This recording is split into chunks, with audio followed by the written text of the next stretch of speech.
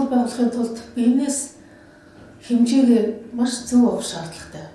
За биенээс хэмжээ авах энэ үе шатанд багшвал тэр хүүхд болгоны хэмжээг шалгаж зөв авах арга дарааллыг нь бичлэн зааж өгч хэмжээг үнэн зөв авахт нь туслах ёстой. Хэрвээ хэмжээ буруу авсан тохиолдолд эсвэр маань буруу байгуулагдана. Тэр эсвэрээрээ хийсэн хувцас нь бид таарч тохирохгүй болно. За тэгээ эсвэрээ гаргаад тэр эсвэрээрээ хийсэн хувцас нь таарч тохирохгүй болохоор би ер нь хувцас эсгэж өгч чадахгүй юм байна. Би чадахгүй юм байна. Маш хэцүү юм байна гэсэн ойлголт итгэл үнэмшил авдаг учраас энэ дээр маш их анхаарах хэрэгтэй. За хамгийн гол хэмжээ цэжин тойргийн хэмжээ гэдэг. Цэжин тойрог хэмжээг бүхний өндөр цэгийг дайруулан ингэж бүсэлж хэмжиж байгаа. За бүсэлж хэмжэхдээ хэд чангаш, хэд солвиш, долоор урууг тооцоо мэтрийг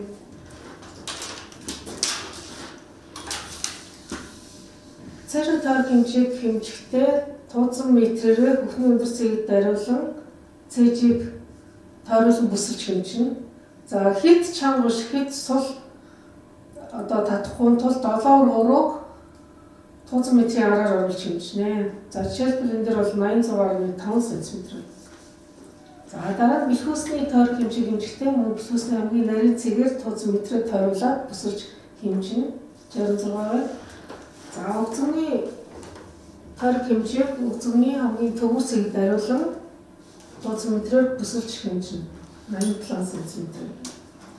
Арын уртыг хэмжихдээ арын уртыг хэмжихдээ арын хүзүүний долдуур нуулгын цэгийг гараараа тэмтрээд антропометрийн цэгээр тэмдэглэж байгаа. Тэр цэгээс доошо бэлхүүсний шугам хүртэл тооцоо метрээр хэмжинэ. Имрийн уртыг хэмжихдээ хүзүүний хажуугийн суур цэгийг бид нар өмнө нь антропометрийн цэгүүдэд тодорхойлсон байж байгаа хэмжсэн тэмдэглэсэн байж байгаа. За тэр цэгээс доошо бүхний өндөр цэгийг дайруулаад бэлхүүсний шугам хүртэл хэмжинэ. За дараа нь арын урт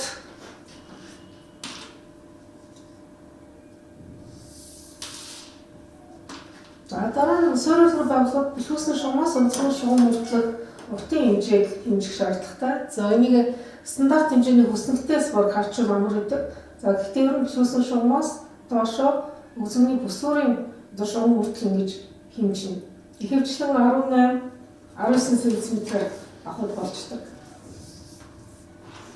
За арын урын хэмжээг авахдаа